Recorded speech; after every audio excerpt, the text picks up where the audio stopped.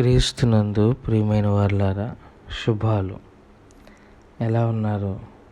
బాగున్నారా? నిన్నటి దినము ఎలా గడిచింది? ప్రభువుకు మహిమకరంగా జీవించారా? జీవించినట్లయితే ఆయనకు స్తుతులు. లేని ఎడల ఆయన మనల్ని క్షమించునుగాక. నేటి దిన ధ్యానాంశము 103వ కీర్తన 11 నుంచి 13 చరణాలు.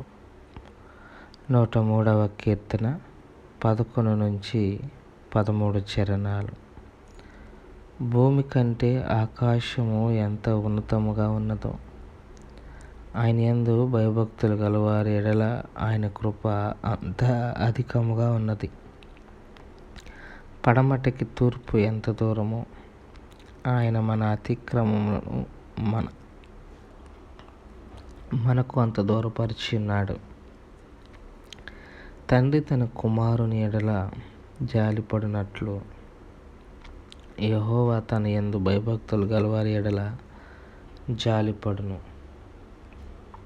దేవుని వాక్యాన్ని మన వినికిడిలో దీవించి ఆశీర్వదించునుగాక. చదవబడిన లేఖన భాగంలో దావీదు దేవుని యొక్క కృప గురించి ప్రస్తావిస్తూ, ఆయన కృప ఎంత గొప్పది, ఆ కృప తన యందు భయభక్తులు గలవారి పట్ల ఎట్లా చూపిస్తారు అన్నది ఇక్కడ మనకి కనబడుతుంది. ముందు కృప అంటే తెలుసు కదండి, అర్హత లేకపోయినా అర్హులుగా ఎంచటం. మామూలుగానే మనం అర్హులం కాము. అర్హులం కాకపోతేనే ఆయన కృప ఎలాగుందంటండి, భూమి కంటే ఆకాశము ఎంత ఉన్నతమైనదో, భూమి కంటే ఆకాశము ఎంత ఉన్నతమైనదో. మామూలుగానే మనం అర్హులం కాము ఆయన కృప కొరకు. అర్హులు కాకపోయినా తన కృప చూపించటానికి ఆయన సిద్ధపడ్డారు.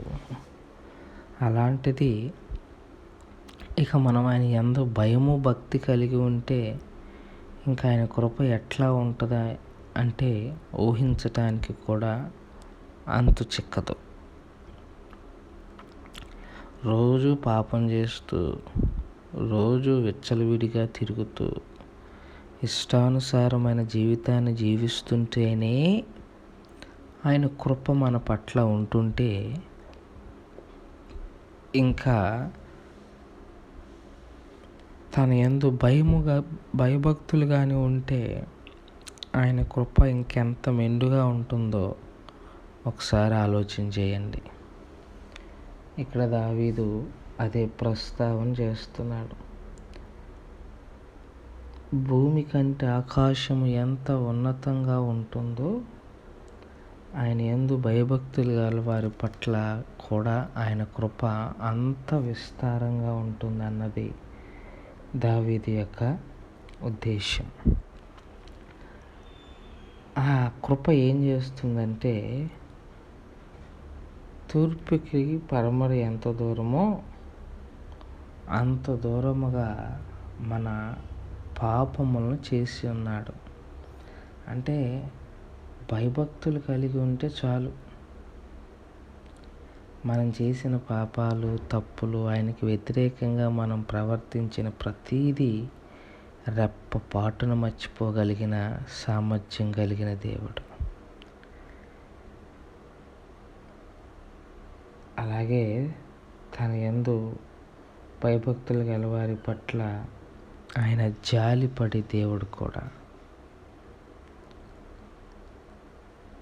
ఈ ఉదయకాల సమయంలో దేవుని కృపను మనం నిర్లక్ష్యం చేయకూడదు.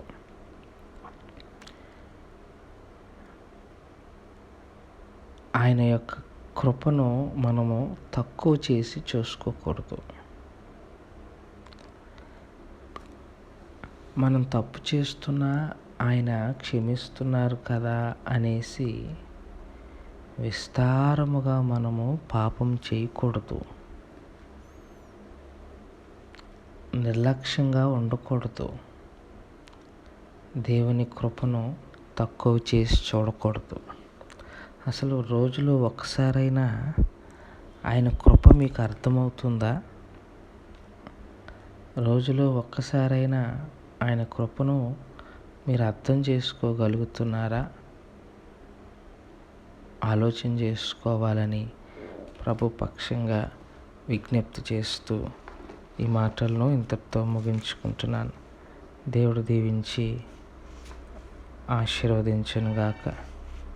ఈరోజు జన్మదినం జరుపుకుంటున్న వారు అత్తాటి వ్యూహిత, లంక అక్షయ, వీరికి మరియు పగిడిపోగు అక్షయ హవీల, వీరికి జన్మదిన శుభాలు తెలియపరచుకుంటున్నాం. ప్రార్థన చేసుకుందాం. మమ్మల్ని మిక్కిలిగా ప్రేమించిన మా ప్రియపరలోకపు తండ్రి, మీ పాదాలకు స్తోత్రాలు. చెప్పబడిన వాక్యాన్ని బట్టి మీకు స్తోత్రాలు. వాక్యానుసారమైన జీవితాన్ని జీవించగలిగిన కృపను దయచేయండి. బలహీనులుగా ఉన్న వారిని జ్ఞాపకం చేసుకొని బలపరచండి. జన్మదినం జరుపుకుంటున్న బిడ్డలందరినీ దీవించండి. అనేక జన్మదినాలు జరిపించుకొని దీర్ఘాయుష్వంతులుగా ఈ లోకంలో జీవించగలిగిన కృపాభాగ్యం దయచేయమని యేసు నామములో అడిగి వేడుకుంటున్నాం తండ్రి. ఆమేన్. God bless you.